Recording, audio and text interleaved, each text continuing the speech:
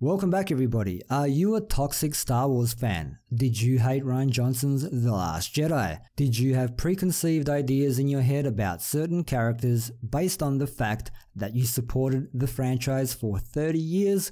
Well, stop it. How dare you? James Mangold, the director of Logan, which for the record I loved, and who is rumored to be helming the Boba Fett standalone movie, has a message for you.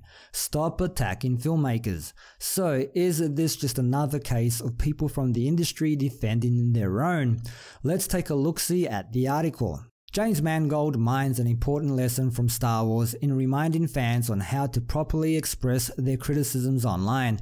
Rumored to helm the supposed Boba Fett standalone film, Mangold has chimed in on the worsening issue of fans bullying filmmakers online when they do not agree with how their favorite characters and franchises have been handled. Mostly stemming from the divided reception of Star Wars The Last Jedi last December, a slew of incidents since then have resulted in public outrage after part of the fan community resorted to online harassment as a way to express their disagreements with director Rian Johnson's creative choices. Some of fans' actions have gotten out of hand, resulting in franchise newbie Kelly Marie Tran deleting her Instagram after suffering months of harassment from those who simply aren't a fan of her new character Rose.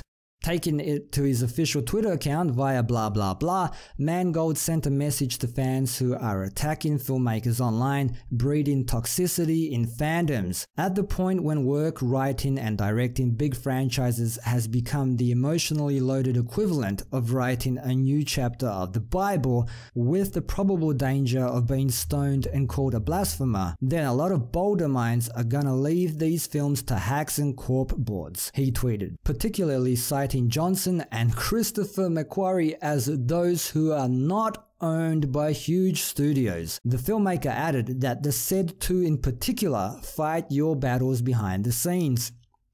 Wow. The fervor of some attacks has an evangelical ferocity. Now, I get it because for many folk, including me, the Star Wars saga holds tremendous spiritual power, similar to a religious text, he added, empathizing with those who are voicing out their opinions with regard to how they feel about where the current Star Wars trilogy is going narrative-wise. However, the Logan writer/director wrapped up his message by reminding fans to try to handle our disappointments the way Yoda might, as opposed to Darth Vader.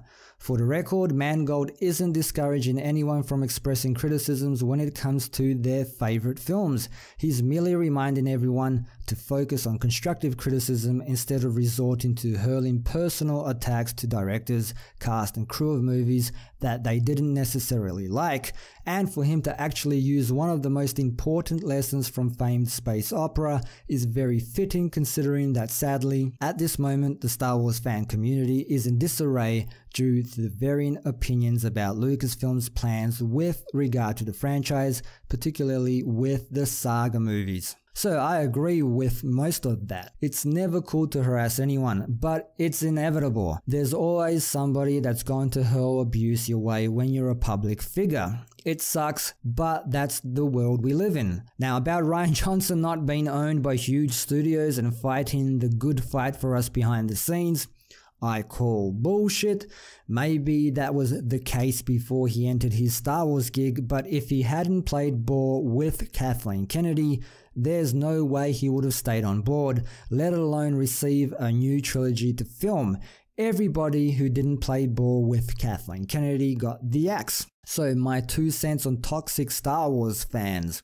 Look, the way they handled the backlash played a huge part in the way some fans reacted. You have to realize not everybody is able to handle their anger or disappointment in an articulate manner. Some people pointed out very legitimate criticisms and they were ignored. Instead, the focus shifted to the people who expressed themselves in a substandard manner.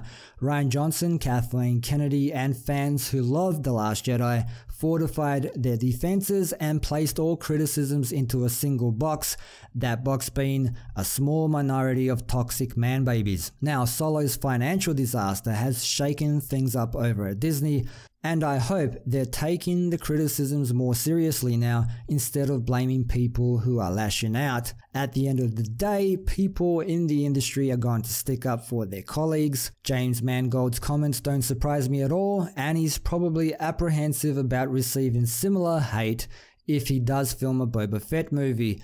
But he shouldn't be unless he kills Boba Fett off in the first act and shifts focus over to his long-lost aunt, Jane Fett. Well, he should be fine. I haven't seen Ron Howard receive any hate for finishing off Solo, even though some people boycotted that movie, and that's because he wasn't a smug asshole about it. He did his job, said I hope the fans like it, and moved on.